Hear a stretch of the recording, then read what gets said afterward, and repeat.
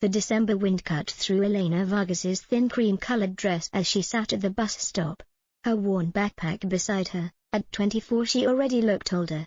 Worn down by months living on the street after losing everything, her blonde hair hung limp and her bare feet were numb against the cold pavement. She had sold her last pair of shoes 3 days ago just to eat. Snow fell softly, blurring the evening lights into halos of gold and red. Elena pulled her knees close, trying to preserve what little warmth remained. The bus shelter offered almost no protection. She watched how the people hurry past, bundled in thick coats, rushing toward warm homes she could only imagine. A small figure appeared through the snowfall. A little girl, perhaps 4 years old, wore a burgundy dress under a grey knitted cap. She walked with the careful steps of a child concentrating hard. In her mittened hands she carried a paper bag. The girl stopped directly in front of Elena, studying her with solemn brown eyes. "Are you cold?" the child asked, her voice clear in the winter stillness. Elena tried to smile, a little. "Sweetheart. But I'm okay." The girl looked down at Elena's bare feet, then back at her face. Without a word she extended the paper bag. "This is for you." Elena's throat tightened. "Oh, honey, I can't take your food." "It's okay," the girl said simply. "Daddy bought me cookies."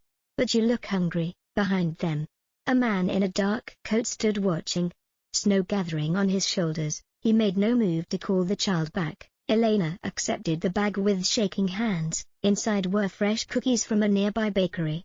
Still warm, the smell alone brought tears to her eyes. "Thank you," she whispered. The little girl tilted her head, considering Elena with a wisdom beyond her years. Then she said something that would change everything. "You need a home.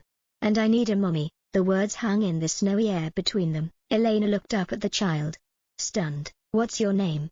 "Sweetheart, Lucia." The girl said. "My mommy went to heaven. Daddy says she's an angel now."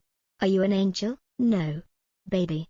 I'm just someone who made some mistakes." Lucia reached out and touched Elena's cheek with surprising gentleness. "Daddy says everyone makes mistakes. That's why we need love." The man finally approached. He was perhaps 40 with kind eyes that held deep sadness. He knelt beside his daughter. "I'm sorry," he said to Elena. "Lucia has a way of finding people who need help. I'm Sebastian Castillo." Elena started to apologize, to explain she didn't want to bother them. But Sebastian held up his hand. "My daughter's right," he said quietly. "You need shelter. And we have an extra room. My wife passed 6 months ago. The house feels too empty." He paused. "I'm not making promises beyond tonight. But no one should be out here in this cold. If you'd like a warm meal and a safe place to sleep, the offer stands." Elena had learned to be wary. The streets taught hard lessons about trust, but something in Sebastian's eyes and in Lucia's innocent faith felt genuine. "I don't want charity," she managed. "It's not charity," Sebastian said. "It's humanity. Someone helped me once when I needed it. I'm just passing it forward." Lucia took Elena's hand. "Please come home with us. It's Christmas soon and Santa brings presents to people who have homes." Elena looked at this little girl in her grey knitted cap, offering unconditional acceptance, and at this father extending kindness without judgment. Something broke open inside her chest. Some frozen place she had thought dead. "Okay," she whispered.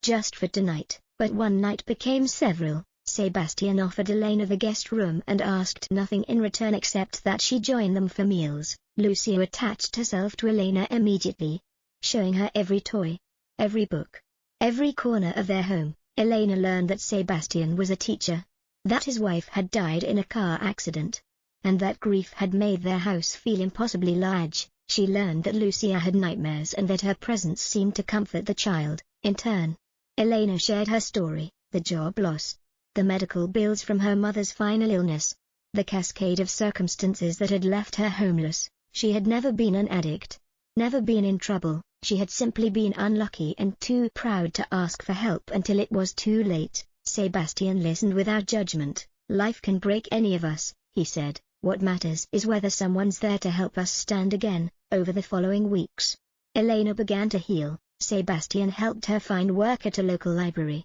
Lucia insisted Elena tuck her in each night. Their bedtime ritual became sacred to both of them. One evening, 3 months later, Elena found Sebastian in the living room looking at photos of his late wife. "She would have liked you," he said. Amanda always said kindness recognizes kindness. Elena sat beside him. Lucia offered me her cookies that night. But she gave me so much more. She gave me a reason to believe in goodness again. Sebastian nodded. She needed you, too. Since you came. She started smiling again. Really smiling. Lucia appeared in her nightgown. Her grey cap still on her head. She wore it constantly now. Like armor against the world. Are you staying forever? She asked Elena directly. Elena looked at Sebastian, who nodded slightly. If you'll have me, Elena said. I'd like that very much. Lucia climbed into her lap. Good. Because you're my mommy now. I told Santu and he said it was okay. Elena held this precious child and this family that had found her in the snow. She thought about that winter night. How close she had come to giving up entirely. How one small act of kindness had lit a candle in her darkness. Sebastian reached over and the three of them sat together. A family formed not by blood, but by compassion. By the simple human need to belong and be loved. Outside, snow fell gently, but inside, everything was warm. Sometimes angels do come to us in our darkest moments. Sometimes they wear grey knitted caps and carry cookies, and sometimes when we're brave enough to accept their gifts, they save us. Not just from the cold outside, but from the cold within. Thank you for listening to today's story. Don't forget to like, share, and subscribe to support the channel. See you in the next story.